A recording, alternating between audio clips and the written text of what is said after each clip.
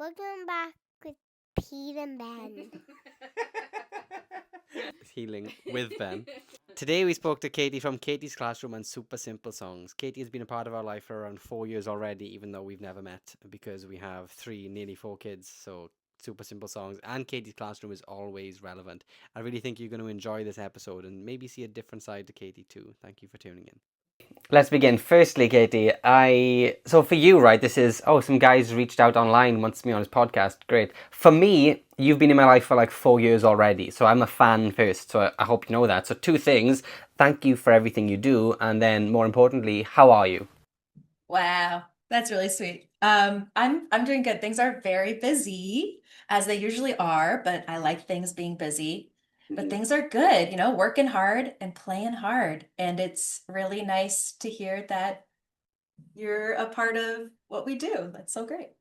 I spoke about you recently. I was a guest on the Wiggles podcast. Oh, fun. That's so fun. They're having fun over there. Yes, they're on tour in the US now. Lockie, or the purple one of the Purple Wiggles. He's one of my guests coming up this month. I love I love you, right? But firstly, I spoke about you because one of the questions I was asked is how we can help our kids with emotions. And I was like, super simple song. They have a song called This Is My Happy Face. And it's helped my kids tremendously. So we homeschool, which we'll get into later. So anything that'll help us along the way. So my kids don't just get my way of thinking, they get everyone's. They know I'm not just going to push my opinion onto my kids. So that video in particular helped so much because when my kids were feeling certain emotions, they could label them because you put the super simple songs, put the face to the name. So this is my angry face. So when they naturally pulled these faces, they could tell what they were feeling. So thank you. I'd like to know how. Hold on. And I have over here, we have a book of it. Oh wow, I didn't know that. And then at the end there's a mirror, so you can Nice. maybe I'll show you. There you are. Is that available in the UK? I honestly don't know. It's through Scholastic, so I think it's actually through their book fairs, which is something that I think happens at least here in Canada.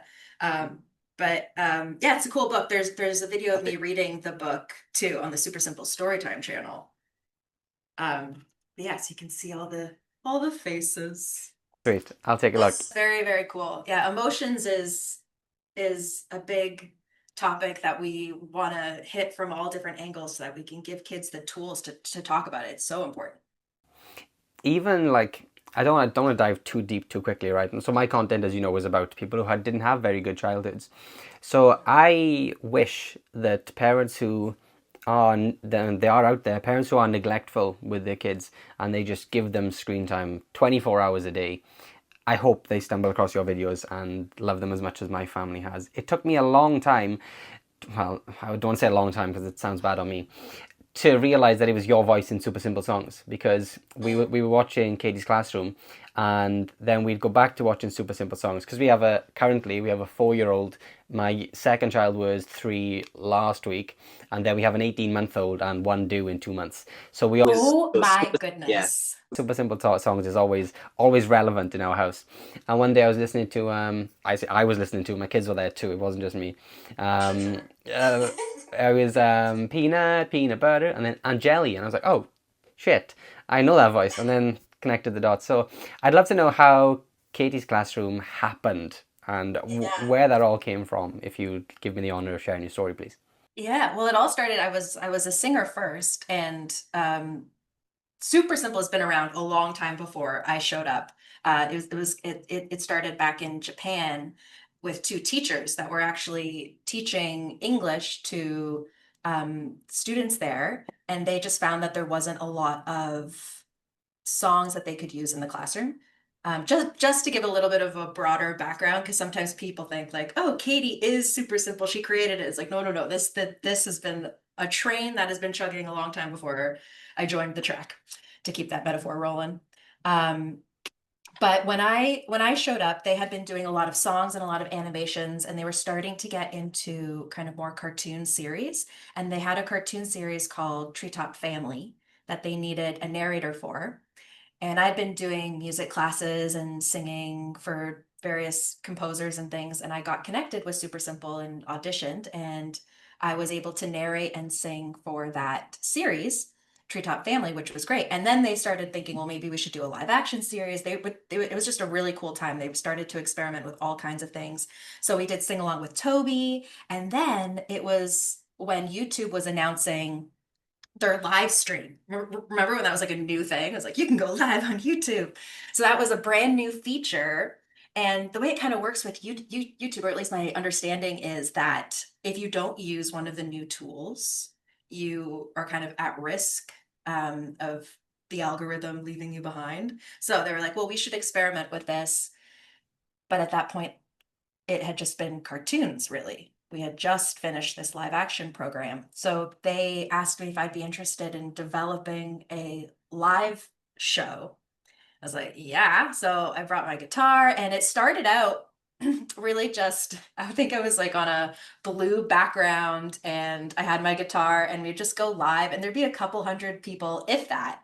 And we'd sing some super simple songs. I'd take requests, and then it sort of snowballed a little bit where I'd like, oh, we can sing this song, and then we can like do this activity, and oh, maybe we could do this craft that goes along with this song. And these live streams just got longer and longer and longer. It was just like going and going and going.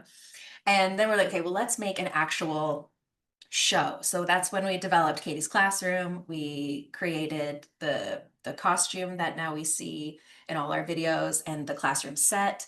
And we started our live stream shows, which we did for a couple years, and it was so much fun. It was just so cool to get to actually talk to the people who were watching. There was this big TV behind the camera that would scroll the comments.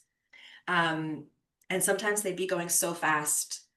We had somebody who was kind of monitoring the comments, and they would like highlight some and like put them in a doc so I could like actually respond to them, because I'd be like,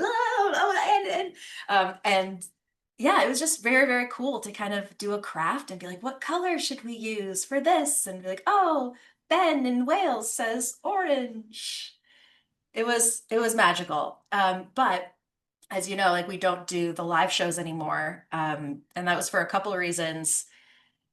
The big one was, well, there was two things that happened simultaneously. So one was the U.S. passed the COPPA law, which is the Children's Online Privacy Protection Act, and that meant that we could no longer have comments on YouTube, which was a great thing for the privacy of kids, because if they're scrolling through comments and there's a link or something and it takes them to something else that isn't sanctioned for kids, then that eliminated that risk. But then also our audience was just getting bigger and bigger. Like we maybe it wasn't massive, but when you have like a couple thousand people joining in to a live stream and they all want you to say hi, I would do the hello song for like 20 minutes, because I would just see like so and so says hi, so and so says hi, and then there'd be things like my kid's crying because you didn't say hi to them, and I'd be like, oh yeah, no, no. So we had to think of a way to kind of make it more evergreen. And plus we had a global audience. There's people watching on the other side of the world who couldn't tune in live. There was a moment where I was like, maybe we should do a live stream at 2 a.m. I was like, I'll do it. I'll do it for these kiddos over in Australia. But it's not feasible. So that's when we created Caitie's Classroom, the series, which is our 22-minute series episode. And we kind of took our favorite things from the live stream and put it into those series episodes. But of course, we couldn't have those shutouts, those like, hey to Ben in Wales, because we didn't have those live stream comments anymore. But we tried to keep a lot of the things that we liked, which were, the long takes, doing things in real time so people could follow along. And we tried to keep it interactive. So I would still, talk to the people on the other side of the camera and imagine what they're saying and things like that. But that's how it started. That's my very long answer. Thank you. You are, and this is not a compliment or an insult, right? You are exactly the same as when I see you on TV. And I had that from your messages too. You are full of love and energy. And now you're doing tour, which is tickets go sale on my birthday in 2 days, on July the 10th. That's a good sign. Yes, it's Canada's very far away for me, 3 kids, pregnant wife, 2 dogs. But are you excited? Is this your first tour? How many are you doing? Yeah, this is our first tour. We did a show just here in Toronto last summer. We've been kind of dipping our toe into the world of live events a little bit more each year. And this year is like, as far as I'm concerned, this is ginormous. Doing 6 cities in Southern Ontario, and we're planning it all ourselves. Like, I'm contacting the theaters, I'm doing all the things to try and make this happen. But we're very excited. This is something that I wanted to do for a long time, mostly because I mean, I love performing and I love meeting our friends who watch the show, but this is something that our friends who watch have asked for. And, I want to give the people the things that make them happy. So we're so excited to do this. And hopefully, if this goes well, um, then we can expand. And I'd love to go to the UK. Oh my goodness. I would love that. And, go down to the States. We have a lot of friends who watch from down there, in Australia and the Philippines. We're starting, when we announced this tour, we're starting to get all these requests for other places, which is great. So hopefully we can make it there, and hopefully this goes well. And yeah, it's very exciting. I Thrilling. maybe you congratulations. Maybe you found the same when we've done the one in Toronto, but when I do seminars, I do a couple a year, and there will be in between 25 to 70 people that show up, and then I do it virtually too at the same time. And it's when I do my videos, they can get millions of views. It doesn't feel like it. Doesn't feel like it. And sometimes, just because of my upbringing, I guess, you could have 1,000 great comments, and I'll look for the bad one because it'll feel more natural, which I guess we'll get into later. But when I'm in front of people, it's completely different, and I feel like I'm talking to the Yes. world, and it's nerve-wracking. I don't know. I always go in early. People are like starting to fill up in the seats, and I'm like, oh, thanks for being here. And then I'm like really awkward. I'm like, I'm gonna have to go outside and just pace up and down. And there's like 5 people in there. So my first show I done was 2023, and there were 4 people. There were 7 people bought tickets, and 4 people showed up, and it was straight the least amount of people. You have to make eye contact. You can't just like look at the crowd. So I'm excited for you. My next question, and I guess the answer will be everything, Ben, because I can see the light in your eyes when you talk about the stuff like this. What's your favorite thing about doing what you do? Yeah.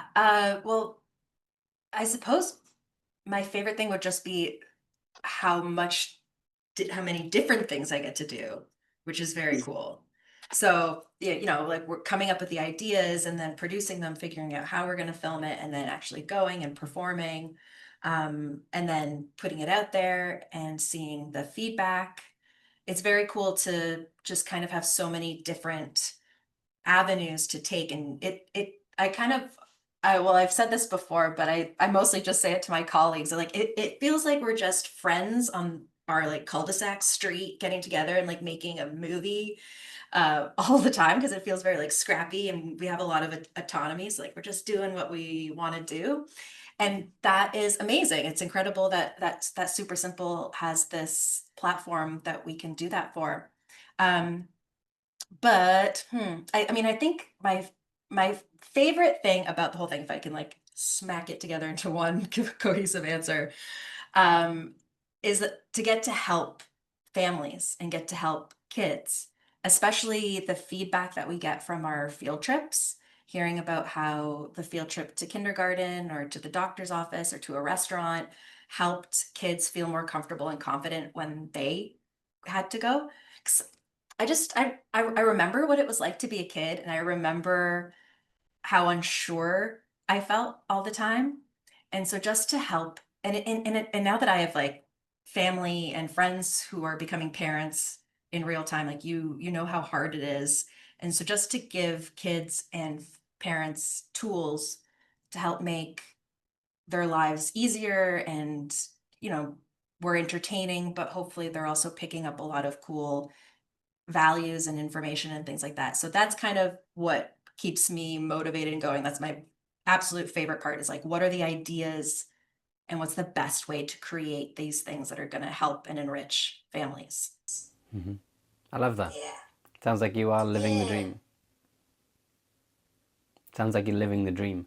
I love the giving back. I think once you enjoy what you do, and you're helping people, you're giving back your gift. I think it'll never feel like work. Now, when I started doing what I'm doing, it was 2.5 years ago, and I used to work in a supermarket, and I went back to the supermarket buying food, and an old lady I used to work with, she served me, and she asked me what I was doing for work, and I was like, no, I'm nothing. And she was like, nothing at all, and I was like, no. And I was like, oh, I haven't had a day off in about 6 months, but it felt like it didn't feel like work. When we talk about helping families with emotions, I was lucky and unlucky, I guess. Before I became a parent, and I won't trauma dump on you here, but before I became a parent, I went through a lot of up close and personal death and grief, and it put me into a dark place. But because my wife was pregnant, I was like, I have to get out of it. So the sort of, I call it a spiritual awakening, but the awareness that I had was just before I had kids, which made me a better parent. The trauma, unfortunately, but it made me a better parent. A lot of clients I speak to who have kids and didn't have the childhood that they deserved, they ask for help with emotions. How can I regulate my own emotions? How can I pass these on to my kids? So the work you're doing is changing lives. And when people tell me that, I don't believe it. It goes over my head. People say, "Oh, thanks for your videos, Ben." I'm like, I'm just talking about stuff that I went through. But so I'm giving you advice that I'm not taking myself, not advice, words. What you're doing is changing lives. That's very kind of you to say, but I'm just like you, where I hear that most of the time. I'm like, cool. I mean, and it is. Oh my God, it's so cool. But yeah, it's so hard to like really feel it. And every now and then I'll get a message that does like really hit, and I'm like, oh, I don't know. It's just maybe some ways that they're wording it, or the story, or the position I'm in that moment when I read it, where I'm like, okay, I'm gonna save this one, and I'm gonna try. I'm gonna try and feel it. But yeah, it's hard. I don't know what that is. It's just, well, it's like what you said before, when you're looking through the comments and you're looking for the one negative thing, because that's like, well, that one makes sense. All the other ones, they don't know what they're talking about. Yeah, but it resonates more, so we focus on it more. I think for me, it's when I do feel it, it's because it shows up in my parenting. So I think it was last week, me and my kids were trying to throw their toys into a box, and I missed a lot of times, but I missed this one time, and I was like, oh, I missed. And my 4-year-old, she was like, it's okay, Dad, you can make mistakes, you can try again, and it stops time. And you're like, well, I did this. But when someone else on the outside, in my last seminar a month or two ago, and it's the third time it's happened, and I hate talking about it. So at the end, someone has asked me to write down a quote that I have said in my writing so they can get it tattooed on them. And it blows my mind to the second of my life. There are 3 people walking around the world with my writing tattooed on them. And in my mind, I'm just sharing what I went through and how bits helped. So I understand. What do you think the journey that you're on, and I'm guessing there are a lot of answers, but what has it taught you about children? Um, yeah, well, like I said, like I remember what it was like to be a kid, and I'm very grateful that I have those memories. And um, so I've always kind of had an idea. I don't know. It doesn't sound great, but there's something about kids where I look at them and I'm just like, "Ah, like it kind of sucks. You have no autonomy. You're so young. You have to do what everybody else wants you to do. You don't have the life experience to know that things are going to be okay if you're in an precarious moment." And yeah, I've just always been like, man, I just want to make that person feel good about themselves and make them feel better. Um, Yeah, that's always something that I've been aware of, I suppose. But I guess one thing that I've learned doing more like live events and working more with casts of kids, because we have this new series called Move with Caitie, and we had kids come in. It was our first time, well, not our first time, but our first time kind of working with kids like on a day-to-day basis. Um, And so something that I've always tried to do is kind of meet kids where they are. So instead of trying to get them to where I want them to be or where I think they should be, I kind of start where they are. And whether that's, when I was performing in schools, if I walked into the classroom and I had a certain set list planned, but they're kind of like super high energy that day, it's like, okay, we're going to do a lot of high energy movement songs. Or I would ask them, like for a prompt or something, I'd say like, what's a word? And maybe someone would say tree, and then that would inspire the song that we did, and that would lead into an activity. So trying to give kids that autonomy a little bit, because I just know that they have so little of it most of the time, or at least how I think that there's a lot more rhetoric now about giving kids autonomy and having them work through things, I suppose. These days, like with work, you're doing, like, parents are trying to break that cycle and trying to do the best thing for their kids. They're thinking more about it, they're reflecting on it, which is very cool. But yeah, another a fun thing I used to do to like meet kids where they're at, if I was doing the song If You're Happy and You Know It, if you're happy and you know it, I would like add a action that I could see out in the audience. So if there was a kid who was like watching, and I would get the impression that this was an okay thing to do, but they were like kind of cuddling with their parent, I would say like, if you're happy and you know it, give a cuddle, give a cuddle, and then all of a sudden they're really excited because now they're participating in a way that they're comfortable with, even though like they're not participating in the traditional way that you would think like, I want them to be all standing up and clapping their hands and stomping their feet.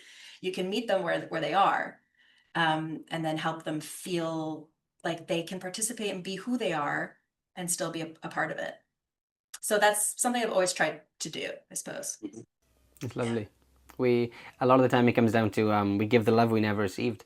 And I saw this quote recently that said something along the lines of, "If you are born into a burning house, you think the rest of the world is on fire." So to have those glimmers of sunshine, whether it's people, whether it's Caitie's classroom, things that are different from your childhood experience, that show you can be happy, you can have the independence and authenticity, I think is fantastic. Really only comes with like the life experience, right? Yeah. Of growing up and kind of realizing like, okay, that's not everything. And I have the power to maybe change some of these things. But when you're a kid, you don't know. Can't look outside the box if you're born in it. Mhm, mhm. Yeah, so hopefully those kind of things and those moments and our show and all that helps. Yeah. Yeah. So from evidence experience from my life, it does. Cool. We homeschool. Yeah. Um, I need to learn the difference between home educate and homeschool. I think homeschool is like following the curriculum and doing it like school, but homeschool just feels natural to say. Anyway, our kids don't go to school, so how do you have any advice on how to make home educate? Sorry, any advice on how to make education itself fun? I don't do any Yeah. sort of in the UK, you haven't got to give full-time education until they're 5, and then the government website recommends, I think it's between 2 and 3 hours a day, and then like 3 to 5 days a week, something along those lines. So my youngest is 4. We haven't actively sat down to teach things, but my kids are really forward and smart because of learning in sort of experiences. So they learn the things rather than writing and repetition sort of thing. But do you have any advice on how to make it fun without just sending me a link to Katie's classroom? Yeah, just watch the show. Here you go. But I think that that's great. Like learning through experiences. Um, that's kind of the Katie's classroom way. Like I like to say, we're learning through play. Play is such a wonderful way to learn and explore, problem solve. And so you're learning things. You have to learn your numbers and your letters and your books and your nouns and all these things. But there's so much more that traditional education sometimes is lacking in. We're not learning those uh, we're not learning the ability to learn, I suppose, or how to grow and how to work through a problem.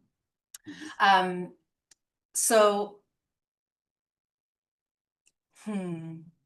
Yeah, so like with Katie's classroom, we try to put everything that's in the classroom as something that's doable at home so people can follow along. We'll never have anything in the show that is something that you have to like buy in order to do. It should always be something that you can kind of like put together at home and be able to create alongside with me or do the experiment. Or if it is something that's specific, we have it on our website where you can print it out for free and you can follow along with the exact same thing.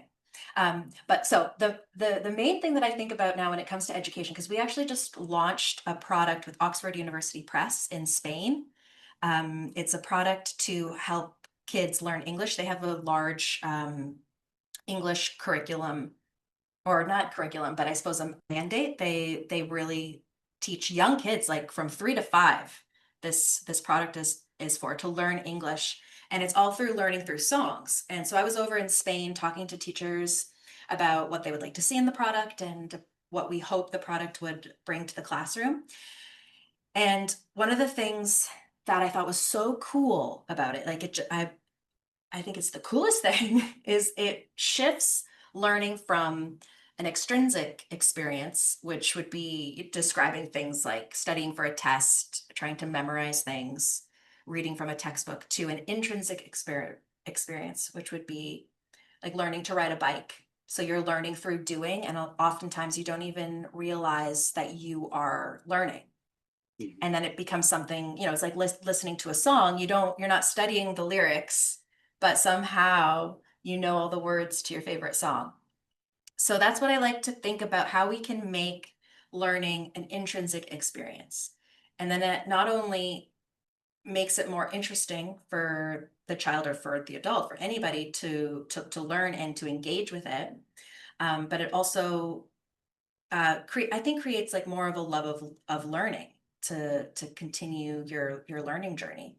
So that could be, I think that's things like putting things into real life experiences, exactly what you're doing. So like, we could start a small business, we could build a garden, you could, oh, there's so many cool ideas. But you can learn your numbers and things like that within that experience, but you're learning so many other things. You're learning growth mindset, you're learning a sense of accomplishment.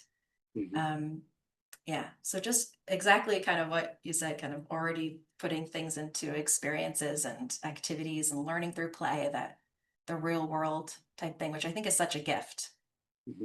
And there's some schools like that. There's the when I was living in New York, oh man, what was the name of the school? I want to say unschooling, but that can't be right. But they maybe, but they allowed the students to pick what they wanted to learn.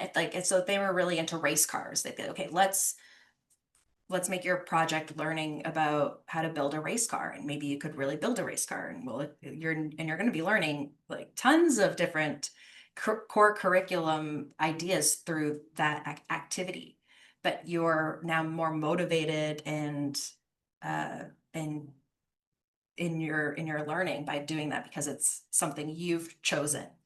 I thought that was really cool. I thought maybe I was going to work there for a little bit. It's like, maybe I'll just go work at this school. I think that's what home educating is about. It's unschooling. A lot of people use that term. It's school is one size fits all essentially a lot of the time, until you get older enough to change your subjects and things. Something I love about what you said is when you're doing Caitie's classroom, everything is you'd have in the house. When I was a child, we had I think it was called Art Attack. Yes, Neil. Neil, yeah. And sometimes it was like you need 3 liters of PVA glue. You have to chop a tree down in your garden to do this, which we just didn't have. You just had to watch it. So I love that. We spent 3 months in Spain. Was it last year, last April to start of July? We went to Spain, and Incredible. even a different way of living down there. The kids, like 11 p.m., 12 p.m. The kids are outside on trampolines in the parks. Insane. That's exactly. I was like walking home from, first of all, like dinner at 10 p.m. I was like, I am going to fall asleep right here. Yeah, but then walking home, these beautiful parks. Yeah, and kiddos just like so much energy. I'm like, what is happening? How are you running around? I'm so tired. We stayed in La Manga in Murcia down south, and at the end of June they opened this big fair with like a big bouncy castle and trampolines, and it wouldn't open until like 8:30, 9 p.m. at night. Absolutely insane. Something else I want to talk. I just love a different perspective, and like it kind of blows when it blows your mind because it's so different, Hmm. but it's so, every day to somebody else. I think that's Hmm. really cool. We wouldn't have the weather to do it in Wales. It would be way too cold for that. It's June and oh no, it's not. Nearly four kids. It's July, and it's like raining one day and then sunshine today and then raining the next day. Something else I want to talk about, slightly different, is dealing with negativity. I saw a video you posted recently about hate that Super Simple Songs had on Reddit. Can you dive into that, please? Yeah. Okay. So a little bit of context. My sister actually sent me this post. She's on Reddit, and she saw this post where somebody posted like a meme of some different YouTubers who do content for kids, and it was kind of just saying that like Super Simple sounds dumb and is dumb. And honestly, like I didn't really interpret it as negativity, and I've thought about that, and I have a consideration as to why. We just kind of were like, well, this is silly. And but what was incredible about it was the comments that people like just went to town supporting Super Simple and being like, you are wrong, and lots of curse words and very like funny retorts. And we're like, okay, well, normally we wouldn't address this because this is no big deal, this silly meme, but the comments are worth reading. So yeah, I did a little video where I was kind of like reading the Reddit comments, and bleeped out the swear words, which felt very strange to do. Hmm. Um, um, but yeah, that actually, I didn't even really consider it negativity or like hate on Super Simple until I started reading comments from people saying, like, don't listen to them, like, don't listen to the haters, and kind of saying, like, trying to make me feel better. And I was like, oh, should I feel bad? I was like, I don't Hmm. know. And it kind of it got so far, it got tons of responses, so much so that the original poster of that Reddit thread emailed us to apologize and said that he was feeling bad, which made me feel so bad. 'Cause it's like, don't worry, like it's okay, it's no big deal. Um, because I guess when I see that, I just think, okay, well, this person just doesn't understand what we're doing, and I think when you're so kind of confident in what you're doing or just so clear on what you want to do, then that kind of outside negativity, if we want to call it that, doesn't even really hit, in some ways. And honestly, a lot of the feedback we get is like overwhelmingly positive. We're so lucky that we don't actually experience that much negativity at all. And I've always been kind of waiting for like the other shoe to drop, because like if you put yourself out there enough, of course you're going to get negativity. But it really hasn't happened, which is great, because actually maybe I don't know what I'm talking about. And maybe if I got some actually like mean things, I would feel differently. But I've always wanted to do this for kids as well, to help them feel really confident in who they are. Because I feel like when you feel good about yourself, when you know what you're doing, and you keep your side of the street clean, and you can feel good about what you're doing, then that other noise doesn't bother you as much. Um, and I read a quote somewhere, and I don't remember who said it, but the quote was, something along the lines of, the antidote to peer pressure is confidence, to feel confident about yourself, right? This is because there was some, I think it must have been an Instagram account where they had parents writing in and saying, how do I give my child the tools to not feel, bad about things other people are saying, or to feel pressure to do something that other people want them to do? And that is to just build up their confidence. So I actually created a program. It doesn't get a lot of love, but it's out there. It's called Caitie's Questions. And the whole point of that show was to kind of to show kids that there are a lot of different ways to be, but how you are is great. And so there's a song for that program called You're the Best at Being You. And the show, we brought in 40 different people. I'm gonna have a little burp. Excuse me. I'm actually a very gassy lady. Okay. Okay. Anyway, so we brought in 40 people, all different ages, young kids to older folks, and lots of different abilities and backgrounds. And we all asked them the same questions. So simple questions that kids could understand, like how do you put your shoes on?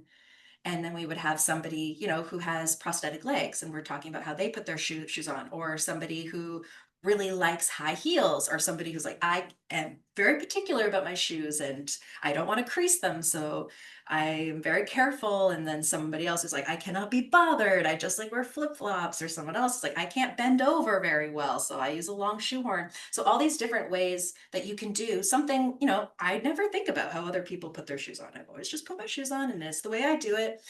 But it's very cool. It's kind of like, you know, when you go to Spain and you're like, wow, these kids are up at 11 o'clock at night. What? But there's so many different ways to do something. And in order to kind of I was hoping when you show all that, it makes how you do something uh maybe kind of feel special. And it's like, that's the way I do it. It's not the same as yours, which is great, which is fine. You know, we all get to the same result. Our shoes are on our feet.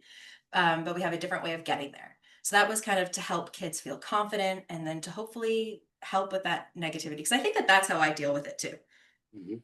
So I have a lot of great support in my life, and I think I I am very lucky that I think I naturally kind of feel good about what we're doing, and I can feel good about myself. So then I don't feel a lot of that. Like it kind of, just like the good comments, the bad ones too. Don't feel I don't feel a lot of the outside stuff. Mhm. Yeah, and I wanted to be able to pass that on to kids too.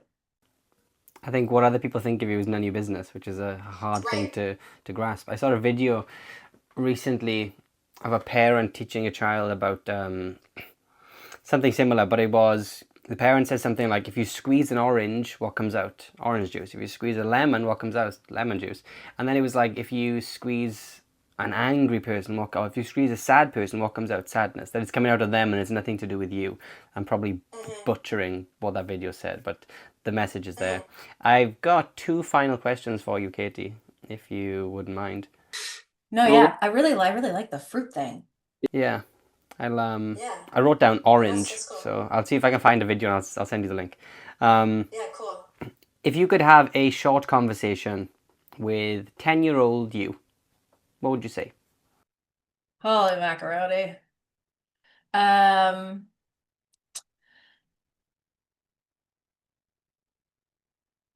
what would you say? You go first. Oh, no one's asked me. I would say, Buying time. yeah, I would say there is love. Oh, dude. And my grandparents are great, right? I don't want to put anything on. My grandparents are still fantastic. But I would say there is love, and it's something you deserve. No one's ever asked me. You know what? This is kind of very literal. There is love, Ben. Thanks. Oh man, so good. This is very literal, but when I was 10, my parents were going through a very long, drawn out, angry separation, and they hated each other. I was the oldest sibling of three, so I was navigating that. Um, and I guess I would have told myself, because now they're buddies. Like, it took like 20 years, but now they hang out. My dad just had a surgery. My mom drove him to all his appointments. Like, they still have their ups and downs and stuff, but they're helping each other out. I think I would just say, like, your parents are gonna be friends again one day. Ah! Just, yeah, it's not like super deep maybe, but that would have been. No, that is deep, right? And I'm happy to cut this out. I don't want to put my work mindset on here, right?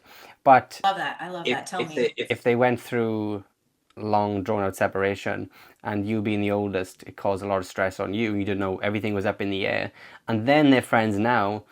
It still doesn't validate how it made you feel, doesn't it? It doesn't excuse how it made you feel. So for you to say to 10-year-old you, they're going to be friends. I think what you're really saying, and again, I don't want to dive into here. I won't charge you, but I think what you're really saying is it would be okay for you, and you are allowed to feel love and happiness eventually, because they make up, as if your happiness is dependent on them.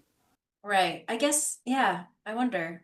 I guess maybe I just wouldn't Maybe I'm work. reaching. No, I don't know. Who knows? But I think I would want to know that, just so that I wouldn't have to wonder or like worry about it. I'm very much probably because of that experience. I love to know things. I'm like, tell me all the information. I like Google Street View things before I go there. And that's a big reason why I like making these field trips for kids, so I can help prep you so that when you go, you understand what's happening. Because that's what I want. I want to know what's gonna happen. So maybe, yeah, that's definitely probably a part of it too. Okay. Yeah, interesting. Great Sorry. question. Sorry. Great question. Sorry to throw that on you. Second question, if you don't mind. What is a truth that you live by today that you didn't believe 5 years ago?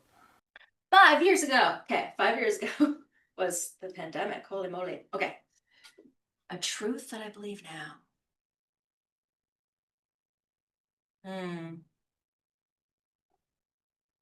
I feel like it's always evolving.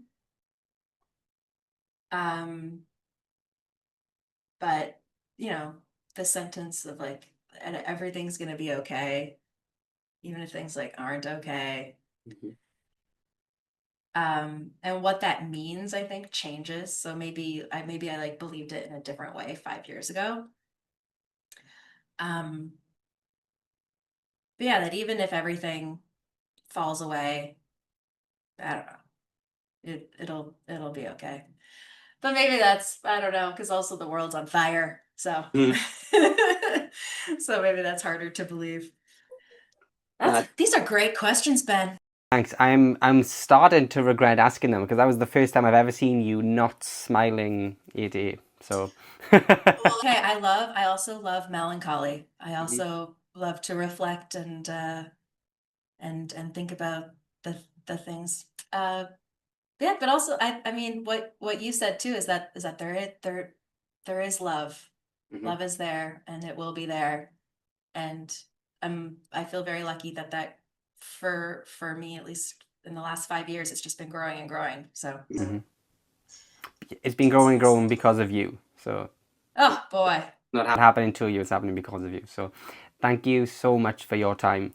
I will pop all of your links below so people can check out, especially the questions videos too. They sound cool, which I think I've seen they sound cool. Thank you so much for your time. I can't wait to share this with the world tomorrow. Thank you. Thanks, Ben. This has been really nice. It's been very nice to chat with you. I was very excited.